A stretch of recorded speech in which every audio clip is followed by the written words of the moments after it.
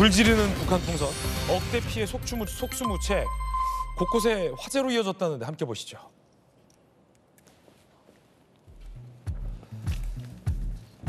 경기도 김포시 A 공장에서 화재가 났어요. 저 오물풍선이 떨어져서 기폭장치 등에서 불이 난 것으로 보입니다. 2억 원대 재산 피해가 났어요. 그제 오후 2시 경기도 파주시 B 공장에서 화재가 났어요. 8,700만 원대 재산 피해를 입히기도 했습니다.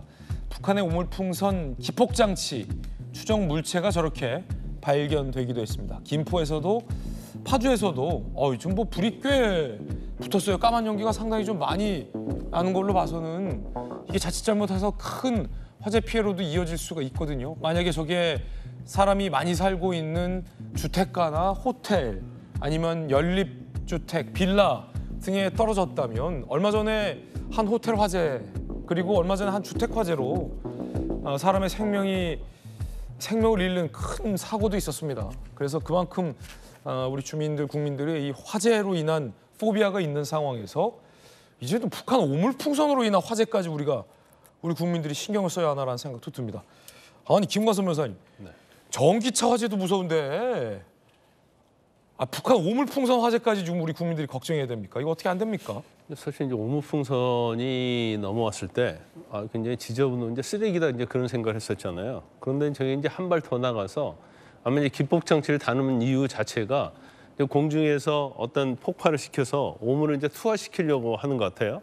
그러면 거기에 아마 타이머 같은 게 부착되어 있는 것 같은데, 근데 이게 그냥 오물을 투하하는 것이 아니고 결과적으로 거기서 이제 어떤 화재가 발생하는 일이 지금 몇 번 일어났잖아요. 그러면 저거 일종의 단지 오물 투하가 아니고 어떻게 보면 우리에게 치명적인 피해를 입히려고 하는 그게 의도가 됐든 의도가 되지 않았던 좀 문제가 있는 거 아니에요? 근데 전 세계에 어느 국가, 정상적인 국가가 쓰레기를 갖다가 날리는 국가가 있는지 모르겠어요. 예. 정말 아주 조잡하고 비열하고 졸렬하다는 생각이 좀 들어요. 좀 대승적 견지에서 국가 대 국가. 물론 뭐 핵미사일 발사하고 그런 건 뭐 자기들 자유차원에서 하다고 변명을 할 수 있겠지만 뭐 이렇게 쓰레기를 갖다가 풍선에 넣어서 날리는 것 자체가 이게 참 지금 우리가 보면 정상적인 사고로 이해가지 않는 측면이 있죠. 아마 이제 뭐 그 이유는 우리 어떤 민간 단체에서 북한으로 삐라랄지 이런 걸 이제 보낸 거에 대한 대응 차원이라고 해요. 그런데 우리는 대한민국 민주국가 아닙니까? 근데 그걸 보내지 말라고 할 수도 없어요. 전에 문재인 정부에서 대북 전당과 관련해서 법을 제정했지만 결국은 그게 헌법 위반이라는 결론이 나왔잖아요. 그럼 우리는 어떻게 할 수 없어요. 그러면 저걸 어떻게 대응할 것인가? 저것도 굉장히 대응할 방법이 별로 없는 게 저의 문제거든요. 그러면 북한이 원하는 대로 대북 전단 못 보게 하고 대북 방송 안 해야 하는데 또 그럴 수도 없는 처지단 말이에요. 그래서 참 조잡하고 졸렬하지만 저걸 어떤 방식이든지 과학이 엄청나게 발달돼 있지 않습니까? 저걸 제어할 수 있는 어떤 기술과 어떤 기기랄지 이런 것들을 연구해서 대응책을 세워야 한다. 저는 그렇게 봅니다. 예, 저게 말이죠, 김주영 의원님. 네. 그 기폭장치가 있어요. 전선과 이 배터리. 그래서 기폭장치가 예정된 시간에 펑 터져서 풍선과 이 밑에 매달려 있는 오물을 분리시켜서 기폭장치와 함께 이 오물이 착 낙하되는 건데, 이게 기폭장치가 터지기 전에 오물이 이제 풍선에 바람이 빠져서 같이 내려 앉아 있다가 건물 옥상이나 공장 옥상 등에서 기폭장치가 그때 발화가 되는 거예요.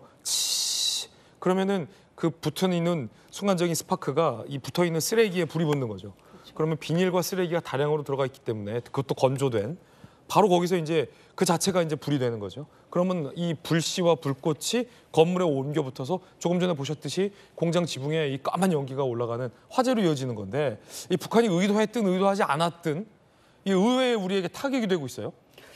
이게 충격적이죠. 네. 그 쓰레기뿐만 아니라 거기에 만약에 세균이나 뭐가 있었더라면, 그렇게 해서 날려 보냈더라면 어떻게 되는 건가 굉장히 이제 두려웠었잖아요. 그런데 이제는 이런 그 화재로까지 이어질 수 있는 기폭장치를 달고 이렇게 넘어왔으니까 건물 옥상에 떨어질지 그게 또 어떤 다른 곳에 또 그 풍선이 도달할지 알 수 없는 그런 네. 상황이잖아요.